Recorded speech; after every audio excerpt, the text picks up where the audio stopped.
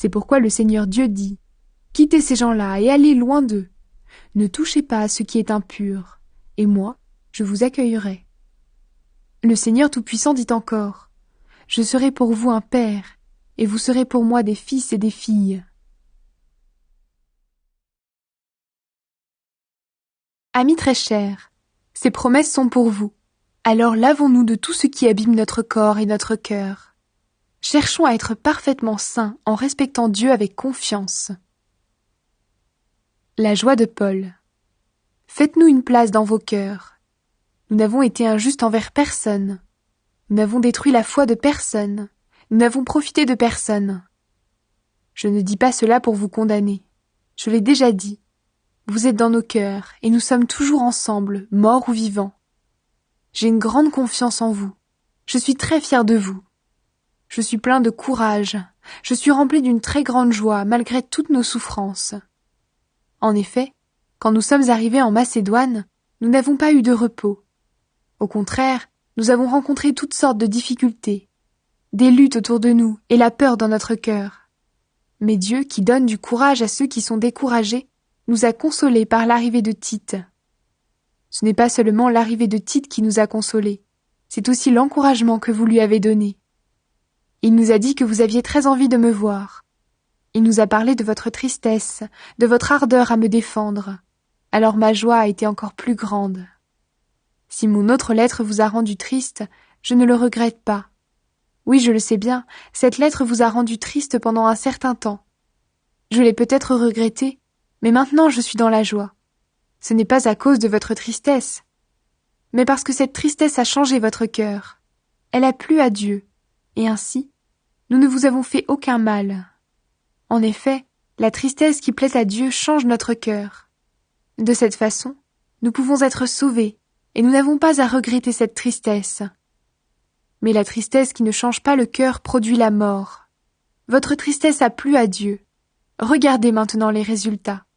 Mais oui, quelle rapidité pour agir, quelles excuses, quels regrets, quelle peur de mal faire, quelle envie de me revoir, quelle ardeur, quelle volonté de punir le coupable. En tout cas, dans cette affaire, vous avez montré que vous étiez innocent. Ainsi, je ne vous ai pas écrit à cause de celui qui vous a fait du mal. Je ne vous ai pas écrit non plus à cause de celui qui a supporté ce mal. Mais j'ai voulu vous montrer devant Dieu que vous étiez prêts à agir activement pour nous. Voilà ce qui nous a encouragés. En plus de cet encouragement, nous avons été encore plus heureux à cause de la joie de Tite. Oui, vous tous, vous l'avez rassuré. Devant lui, c'est vrai, je me suis montré assez fier de vous, mais je n'en ai pas honte. Nous vous avons toujours dit la vérité, et cela prouve une chose. J'ai eu raison de me vanter à votre sujet devant Tite. Il se rappelle combien vous étiez tous prêts à obéir, et comment vous l'avez reçu avec grand respect et en tremblant. C'est pourquoi son amour pour vous est encore plus grand. Je suis heureux de pouvoir compter sur vous pour tout. L'aide aux chrétiens de Jérusalem. Frères et sœurs chrétiens, nous voulons vous faire connaître ceci. Dieu a montré ses bienfaits dans les églises de Macédoine. Beaucoup de souffrances les ont mises à l'épreuve, mais elles sont restées très joyeuses. Et elles ont donné beaucoup, sans compter, malgré leur très grande pauvreté. Les chrétiens ont donné ce qu'ils pouvaient, et même plus que cela, j'en suis témoin. Ils l'ont fait, et pourtant on ne leur a rien demandé. Ils nous ont réclamé de pouvoir participer à cette aide pour les chrétiens de Jérusalem. Ils ont beaucoup insisté. Ils ont offert leur personne au Seigneur, ensuite à nous, parce que Dieu le voulait. Cela a dépassé notre attente. Nous avons donc insisté auprès de Tite. Il avait commencé chez vous cette action pour les chrétiens de Jérusalem. Nous lui avons demandé de la mener jusqu'au bout. Vous avez tout en abondance. Vous êtes des croyants. Vous parlez très bien. Vous connaissez les choses de Dieu et vous êtes toujours prêts à agir. Vous avez de l'amour pour nous. Alors pour ces dons, montrez-vous aussi très généreux. Ce n'est pas un ordre que je vous donne. Je vous ai seulement raconté avec quelle rapidité les autres églises ont agi. De cette façon, je vous donne l'occasion de montrer que votre amour est vrai. En effet, vous connaissez le don généreux de notre Seigneur Jésus-Christ. Il était riche, mais pour vous, il s'est fait pauvre, afin de vous rendre riche par sa pauvreté. Je vous donne mon avis dans cette affaire. Voici ce qui est bon pour vous. Vous avez été les premiers à faire quelque chose pour les chrétiens de Jérusalem. Vous avez été aussi les premiers à décider cette action l'année dernière.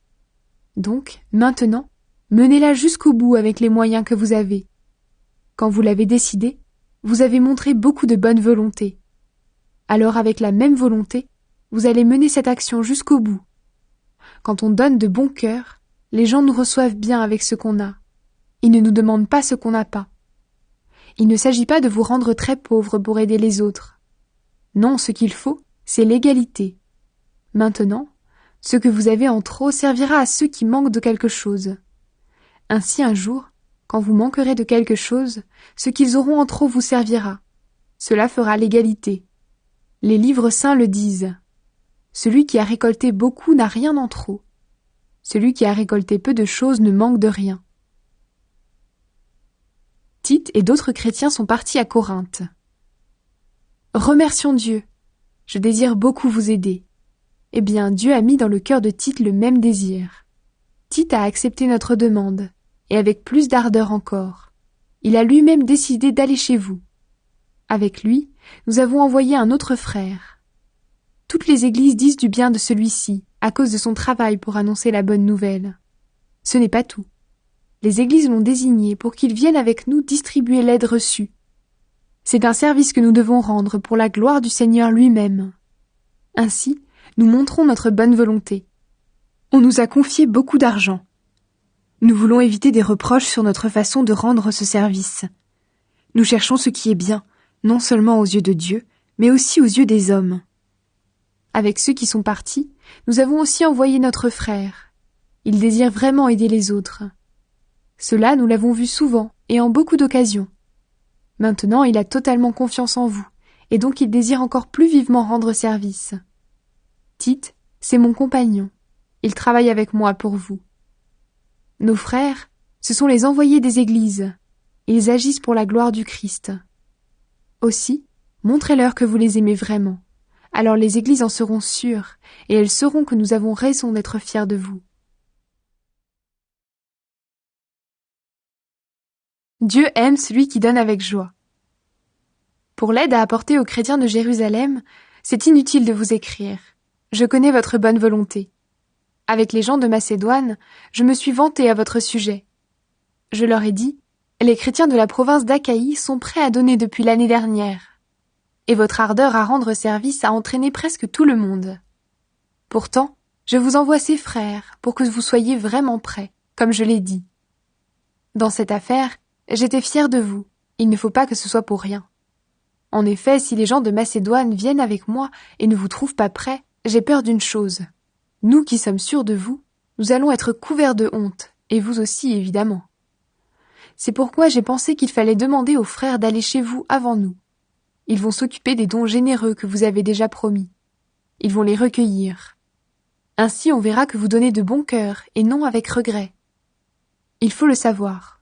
Celui qui sème peu de graines récolte peu, et celui qui sème beaucoup de graines récolte beaucoup.